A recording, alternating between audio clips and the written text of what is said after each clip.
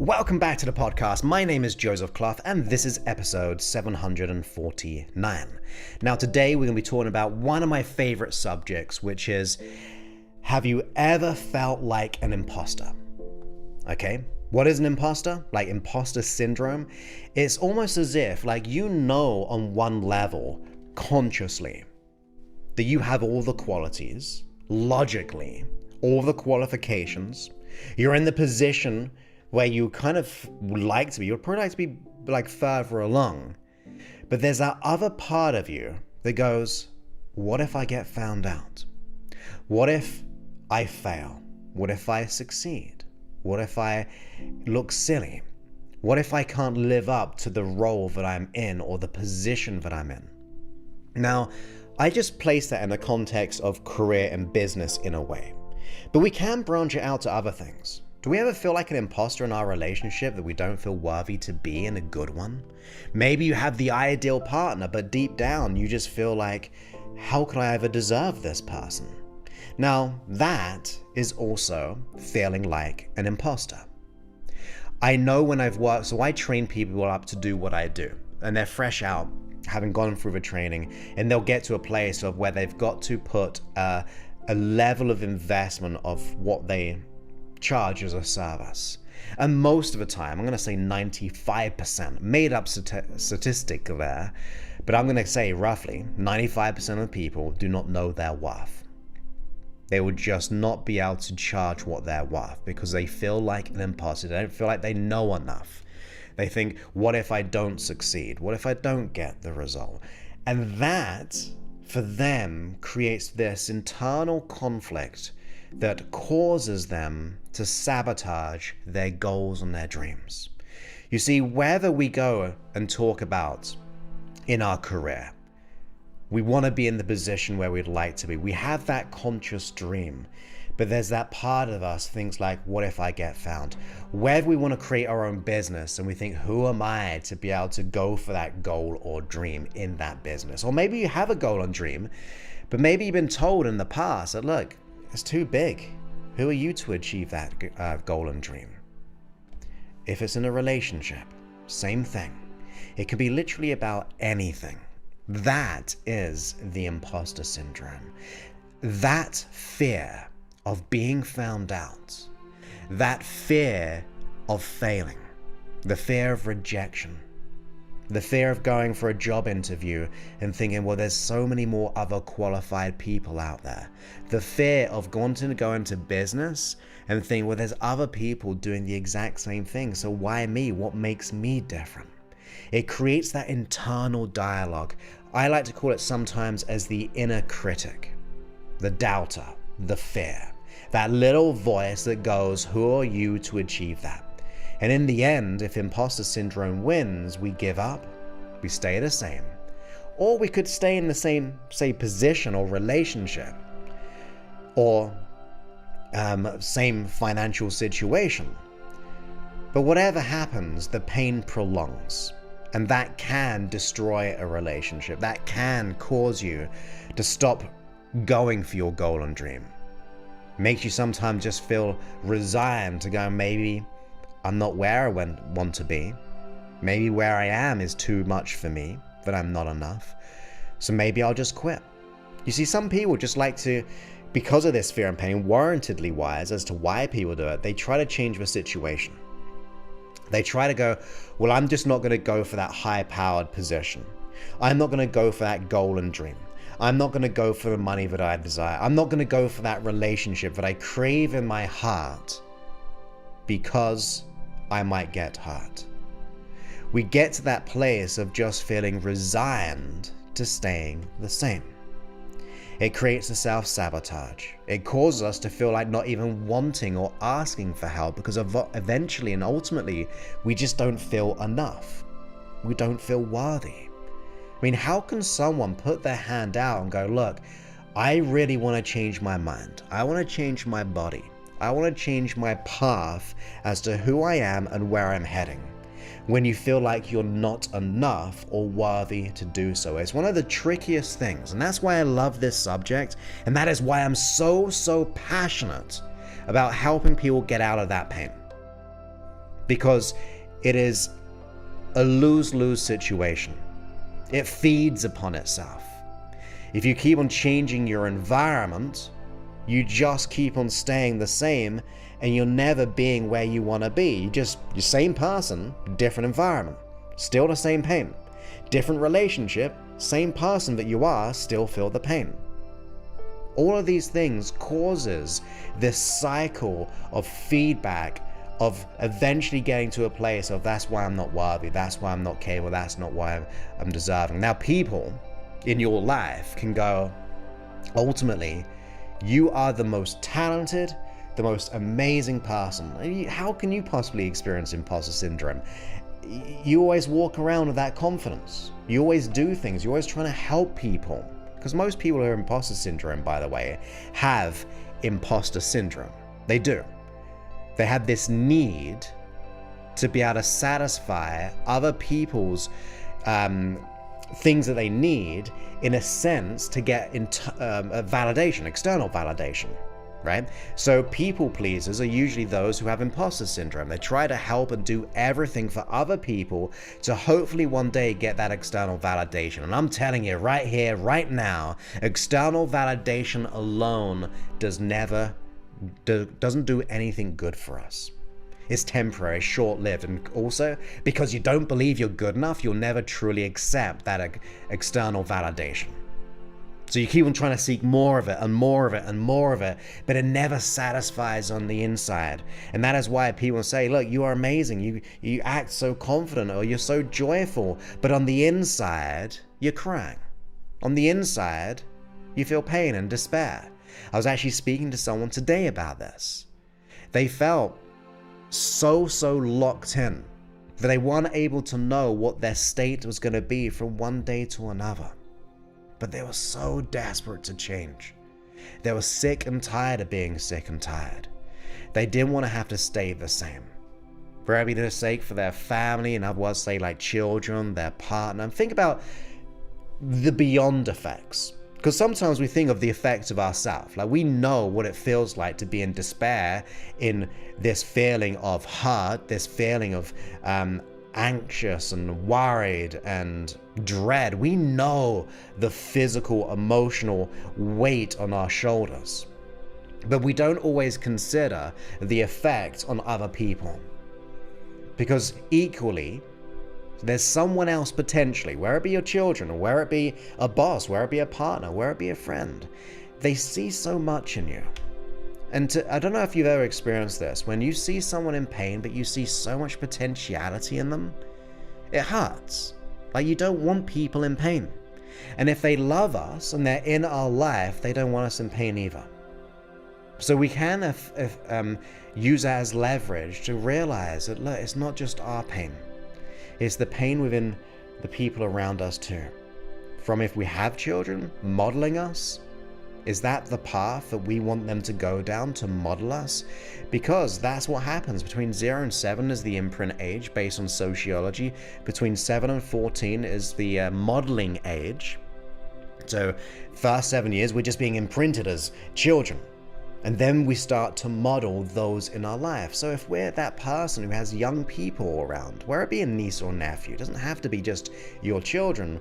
Over time, the children are just observing and they're looking.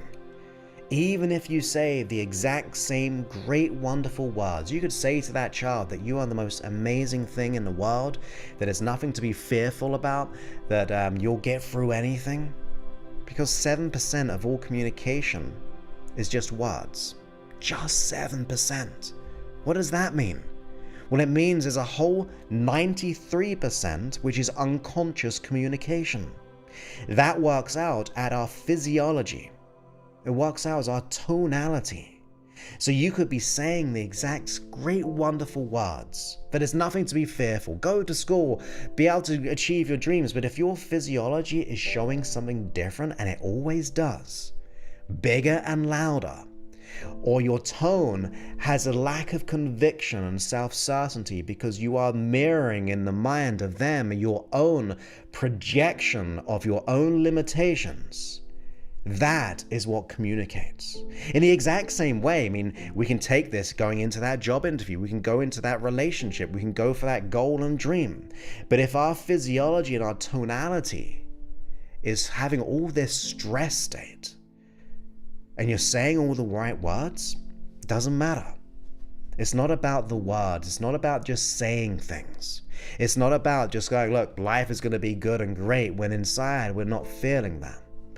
You said, or I said earlier, logically, we may even know we've got this skill set. I mean, if sometimes when I speak to people, I go like, if you could just write down all your qualifications, if you could write down what everyone has ever said about you, all the things you've acquired, all the promotions, all the business and success, you write it down, you send it away, and it comes back to you 2 months later.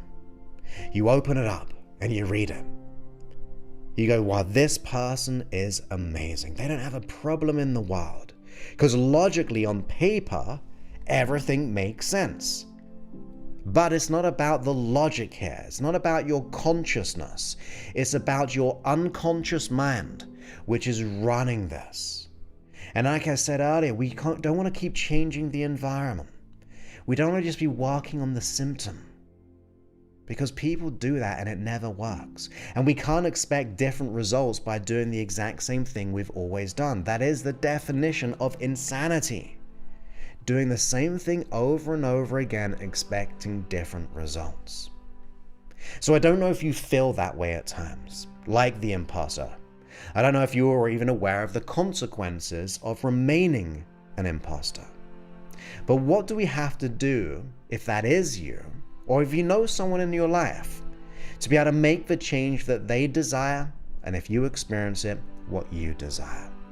Number one, we do not keep on changing our environment. Today it stops. It might not finish in terms of the solution in that one moment. It can do. I want to be open-minded. I don't want to be able to limit myself as what is possible, because I've seen people change in a moment with me. They've transformed everything by having that one epiphany. But sometimes it takes a bit longer. I've spoken to people recently as well where they've been in, say, psychotherapy for like 2 decades. It could take a long time, but it doesn't have to. I like to let go of issues fully and completely with my people, my clients, and they're really like my friends eventually, in a matter of weeks. That's my goal, and it happens. But it does start now. It's like putting, I think we said in the last episode, like putting a stake in the ground. Actually, I think it was my group coaching call.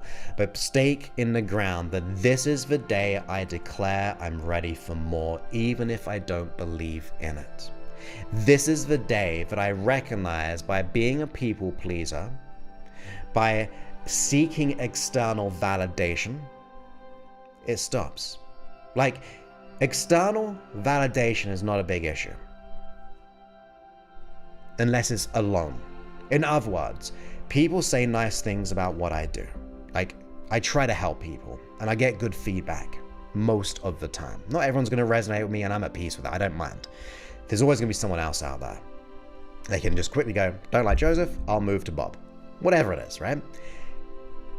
I love getting feedback though.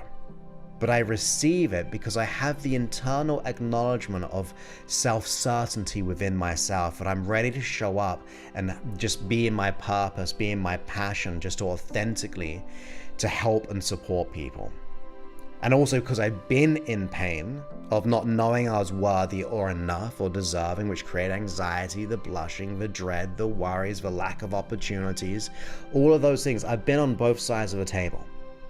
And I'd like to sit on this side where I am, but I also have the ability to be able to hopefully get people on my side of the table as well, having been there and overcame it.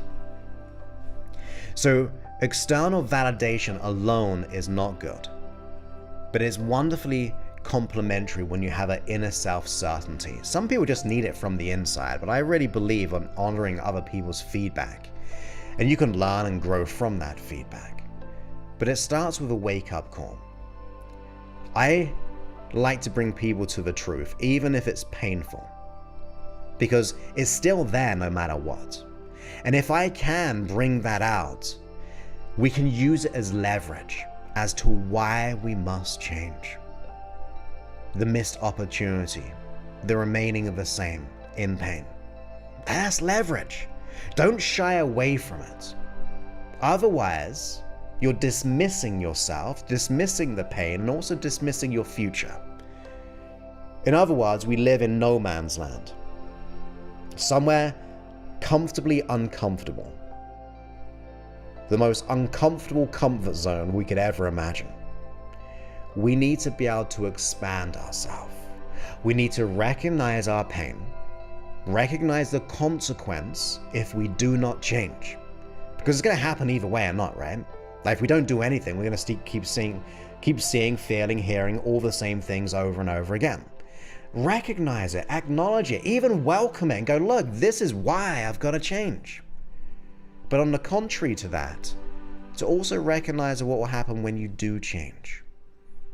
What's it going to be like if you stepped into the future having made that change and you just had self-certainty, where you just knew that you were worthy, you just knew that you were deserving. And to me, even more importantly, there's what I've experienced on my journey, to know that you are loved, to be loved and love, to the deepest part of you. You see, when you have an epiphany like that, not just here's the other thing as well, let's go on this side tangent. It's not about all the things you've acquired over the years, because you can know things, but not really know. You can understand things logically, but not really understand it to the fiber of you. Some people are just wanting more and more information, but you don't need information, you need transformation. Going back to the psychotherapy, and there's nothing wrong with psychotherapy. I'm never going to throw stones at therapy, which is geared to help people and that does help people. In fact, psychotherapists refer people to my app. I get emails and reviews about that. So I think a holistic model of change comes from different angles.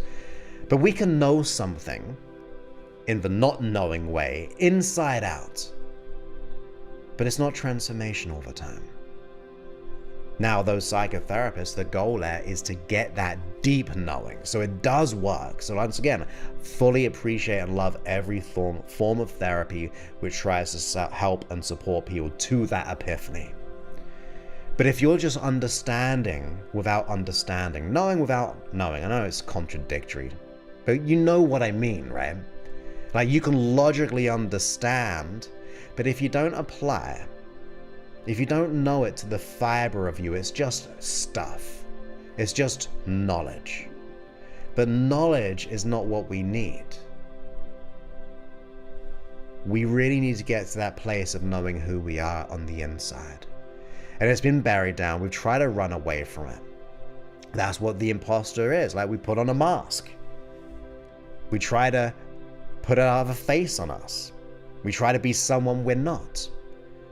But when that happens, it increases more pain because now we don't know who we are.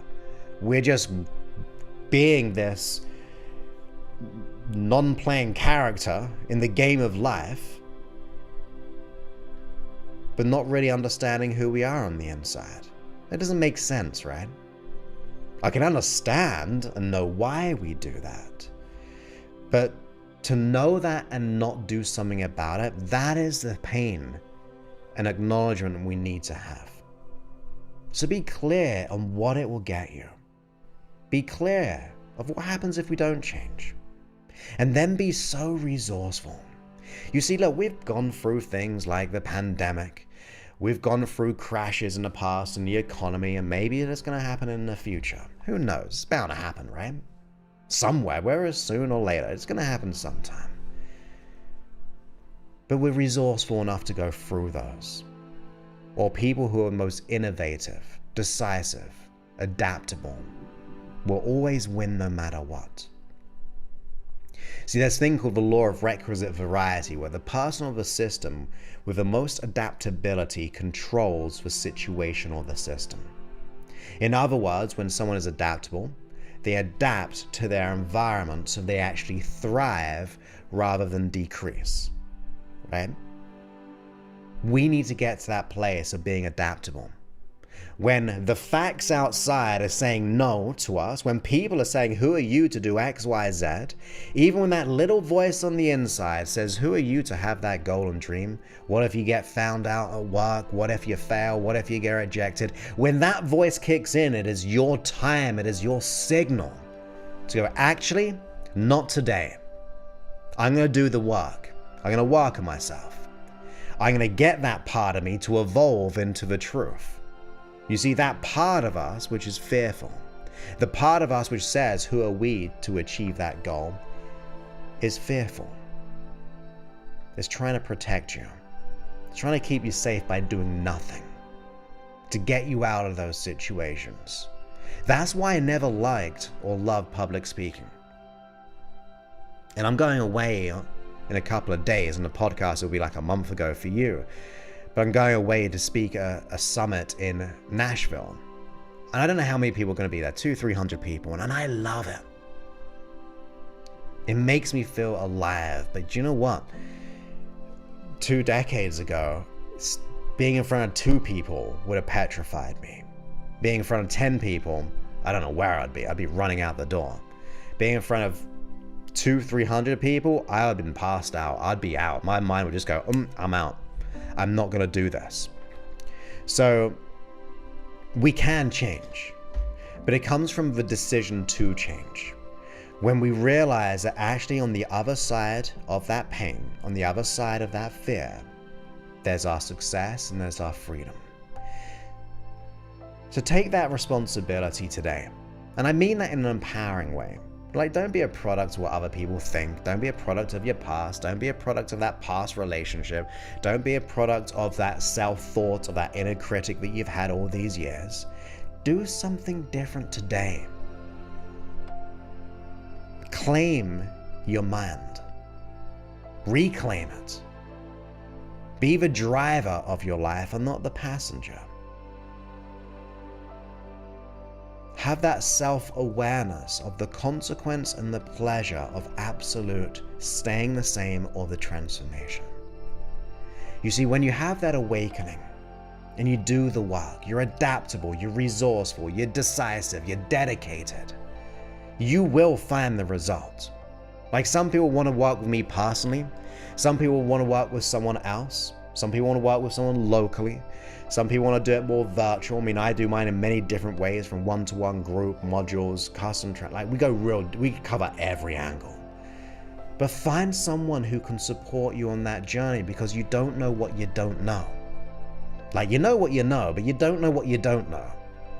When you don't know, it creates this messiness of doing all the things, which comes with a lot of failure along the way. But I mean, it's all feedback ultimately.